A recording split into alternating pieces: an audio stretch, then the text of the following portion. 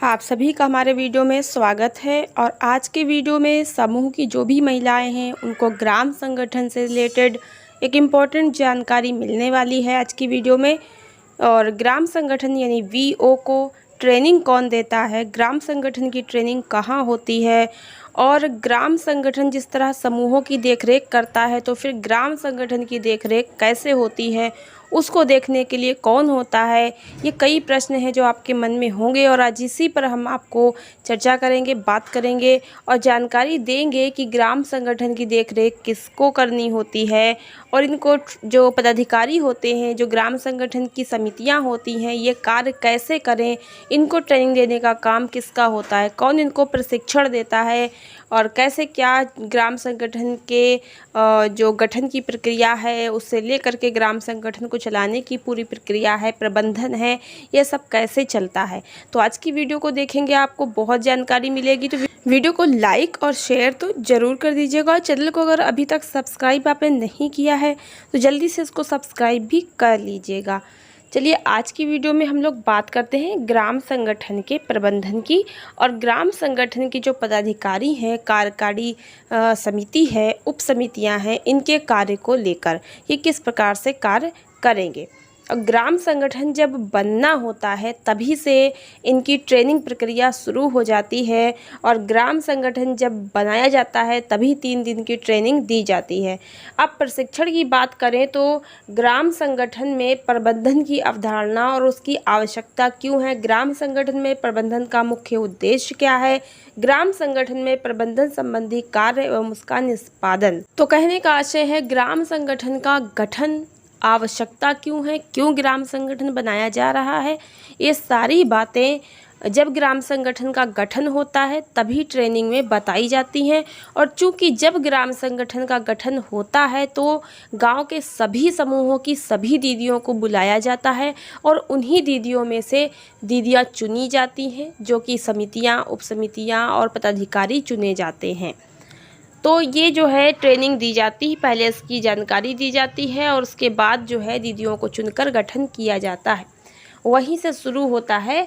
और ग्राम संगठन का गठन करने के लिए एक टीम आती है जो कि एनआरएलएम की तरफ से होती है और उस टीम में कई जो है अधिकारी होते हैं और जो है वो आकर के समूह की महिलाओं को पूरी जानकारी देते हैं, समझाते हैं और उसके बाद वो गांव में रुक कर ही ग्राम संगठन का गठन करते हैं। 3 दिन गांव में रुकते हैं, 2 दिन में भी काम पूरा कर सकते हैं, 3 दिन का समय होता है और महिलाओं को समझाकर ट्रेनिंग दे के उसके बाद ग्राम संगठन गठन करते हैं। उनके रहने और खाने पीने की व्यवस्था ग्राम संगठन समूह की महिलाओं को करनी होती है। ग्राम संगठन को प्रशिक्षण के लिए कहीं जाना नहीं होता है, गांव में ही जब उनका ग्राम संगठन बनता है तो गांव में ही अधिकारी आ करके ट्रेनिंग देते हैं, समझाते हैं और फिर गठन कर देते हैं। लेकिन इसके अलावा समय समय पर अन्य भी ग्राम संगठन को ट्रेनिंग्स दी जाती हैं और इसके लिए जो है यहाँ पर आप देख सकते हैं कि प्रशिक्षु यानी ट्रेनिंग लेने वाले कौन है, ग्राम संगठन के प्रतिनिधि मंडल के सदस्य या ग्राम संगठन के जो भी पदाधिकारी हैं उनके बारे में बताऊंगी। और प्रशिक्षक हैं क्षेत्रीय समन्वयक और सामुदायिक समन्वयक। तो ये प्रशिक्षण की अवधि 1 दिन है, ग्राम स्तर पर यानी गांव में ही आके ट्रेनिंग देते हैं जब गठन वगैरह होता है। और उसके बाद यहाँ पे देखिए ग्राम संगठन के सदस्य प्रतिनिधि मंडल के हैं और प्रशिक्षण के विषय यहाँ पर दिए हुए हैं।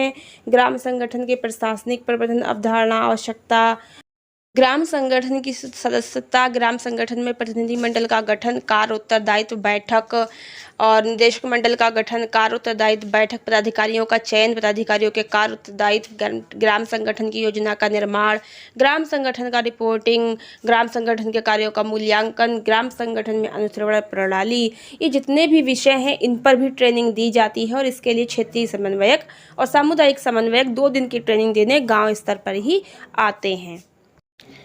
अब ग्राम संगठन में वैधानिक प्रबंधन की अवधारणा, उसकी आवश्यकता, ग्राम संगठन की उपविधि निर्माण संशोधन, ग्राम संगठन में आम सभा, ग्राम संगठन का लेखा बही का अंकेक्षण, ग्राम संगठन की विवरणी दाखिला इसका भी जो है ट्रेनिंग क्षेत्रीय समन्वयक और सामुदायिक समन्वयक 2 दिन के लिए ग्राम स्तर पर देते हैं। इसके अलावा आपको जानकारी दे दें कि ग्राम संगठन बनाने के लिए कभी कभी IPRP भी आकर बना देते हैं। IPRP BMM के द्वारा भी ग्राम संगठन बनाया जाता है, वो आकर के बना सकते हैं। BRP को भेज सकते हैं।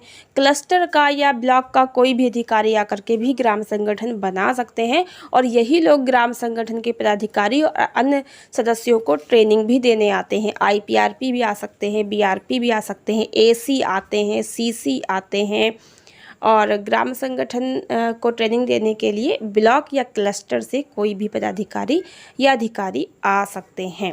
अब आपको बात करते हैं कि जो भी ट्रेनिंग होती है वो ग्राम संगठन को गांव में ही आकर अधिकारी देते हैं, लेकिन ग्राम संगठन की जो देख रेख का काम है वो क्लस्टर का होता है, CLF का होता है, संकुल संघ का होता है और ग्राम संगठन के पदाधिकारी को वहां जाना भी होता है हर माह मीटिंग में। तो ऐसे में कुछ विशेष प्रशिक्षण या कुछ विशेष कार्य के लिए क्लस्टर में भी बुलाया जा सकता है, तो वहाँ पर भी प्रशिक्षण आदि के लिए ग्राम संगठन के सदस्यों या पदाधिकारियों को जाना हो सकता है और साथ ही ब्लॉक पर भी बुलाया जाता है तो वहाँ भी जाना होता है। इसके अतिरिक्त कोई दूर कहीं नहीं बुलाते हैं तो ब्लॉक, क्लस्टर या गांव स्तर पर ही प्रशिक्षण आदि दिए जाते हैं और ग्राम संगठन की देखरेख संकुल के हाथ में होती है। तो क्लस्टर जो है वो ग्राम संगठनों की देखरेख करता है और ग्राम संगठन समूहों की देखरेख करता है। तो आशा करते हैं कि आपको समझ आया होगा। मिलते हैं नेक्स्ट वीडियो में इसी इंपॉर्टेंट जानकारी के साथ। धन्यवाद।